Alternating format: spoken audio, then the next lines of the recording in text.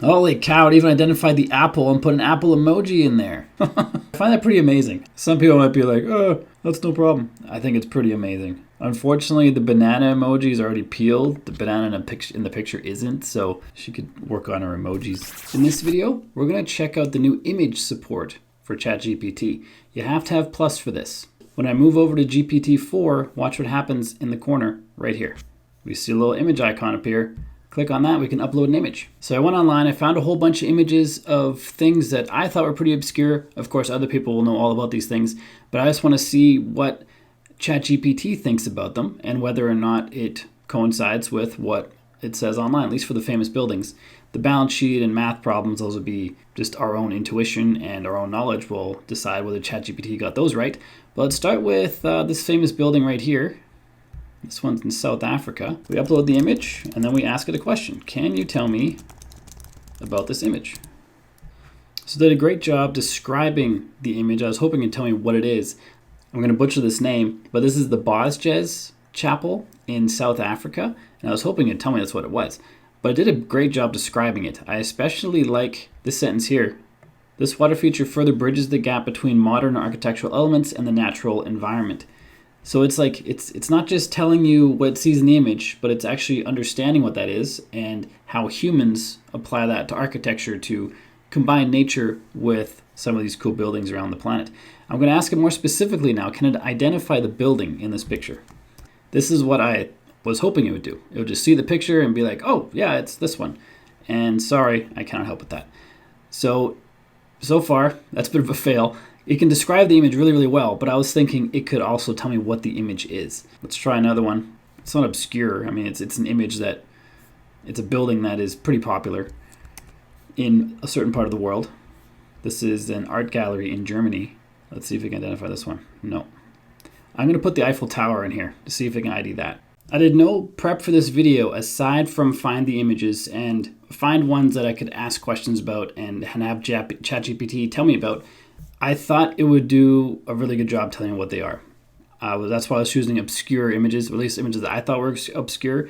And the Eiffel Tower that we have attached now, it's probably the most recognizable landmark on the planet.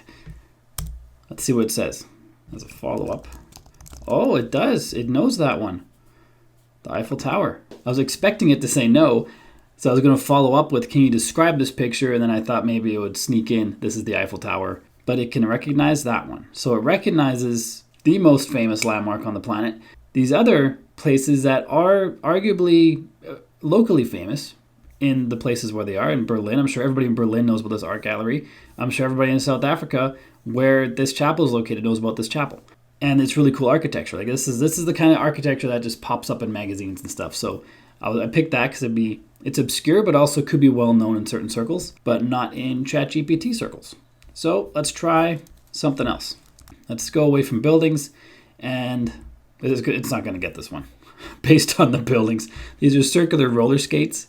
I'm going to ask it if it can tell me what's in the picture.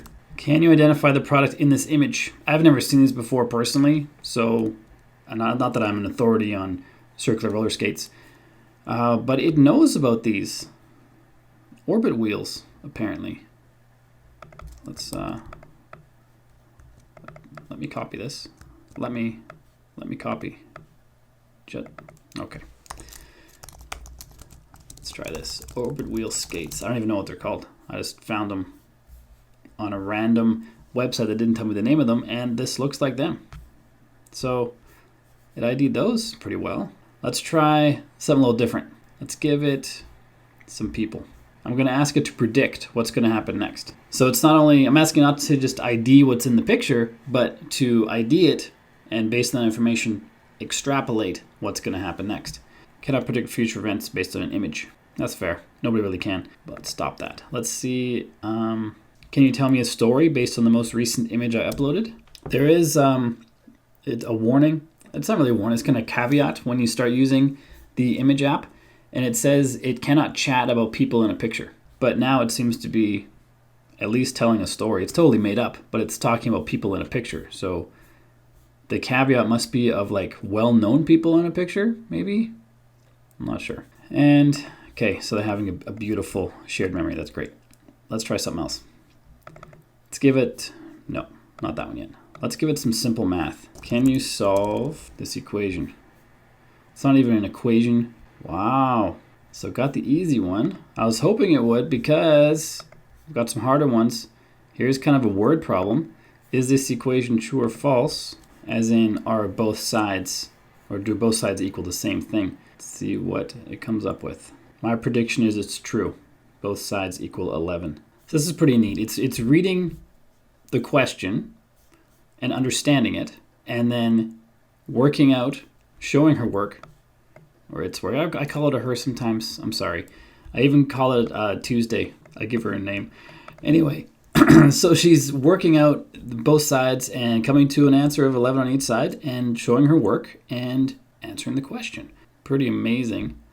Let's see about this one. I have progressively harder and harder math questions. Back in university, I could do the harder ones, but not anymore. So she got the answer to this one. Just going to assume, I haven't worked out the answer myself, I'm just going to assume it's right. I'm going to assume if she can't do it, she's going to say I can't, just like she couldn't identify those buildings. Let's try this one.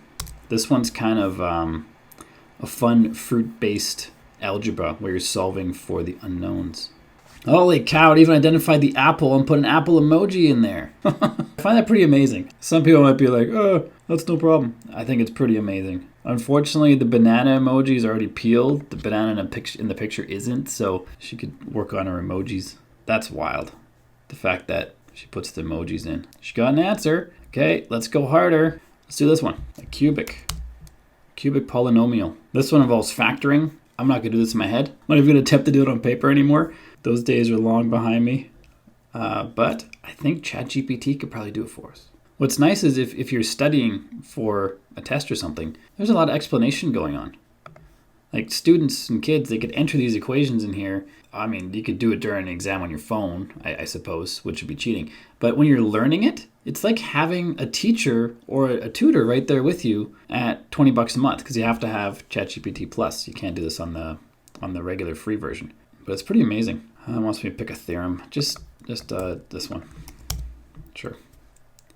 To solve the equation, please. This is probably even more complex than most kids have, because their teachers would choose whichever equation works. And ChatGPT is like, well, it could be this or it could be that. Which theorem should I use? And most teachers in high school probably wouldn't be telling you a specific theorem to use. They just teach you how to factor a binomial or cubic polynomial. And you would have to worry about picking one of these. Okay, so she's going on and on about this. At the end of the day, she's solving the equation. Let's not continue that, and let's try another one. We have a derivative here.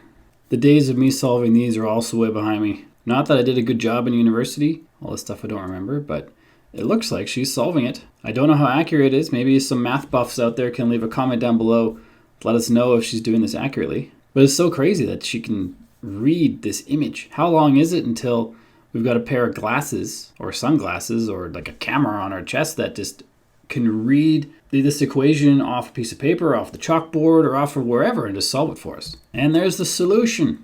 If that's correct, let us know in the comments down below, because I don't know anymore. Let's see. Can you solve this equation? This is the last one. Certainly. It's no problem for me to solve this equation. That's pretty awesome.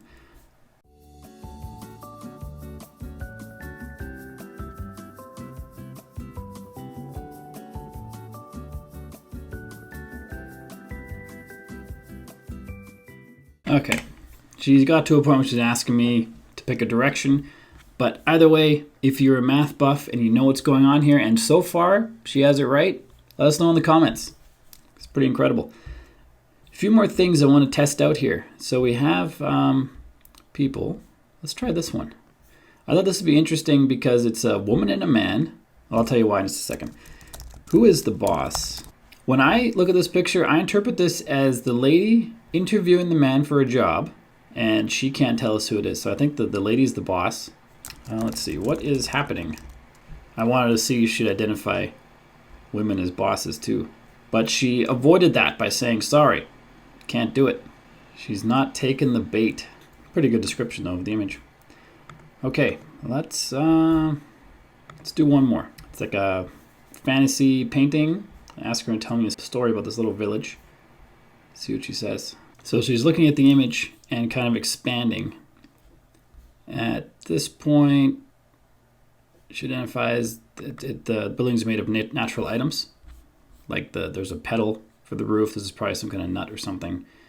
But then she goes on to say the dwelling has windows that had pedals for curtains. That's nowhere in the picture. So she's taking the picture and extrapolating, writing a story about it. The very last image is a balance sheet.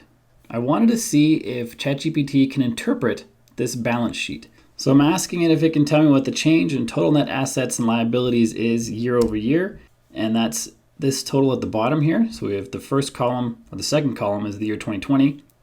First column is the year 2021. So I want to see if it can read that data and compare it. Total net assets is the line above here, which is not the one we were going for. I was looking for total liabilities. I guess I said that backwards. I said total net assets and liabilities.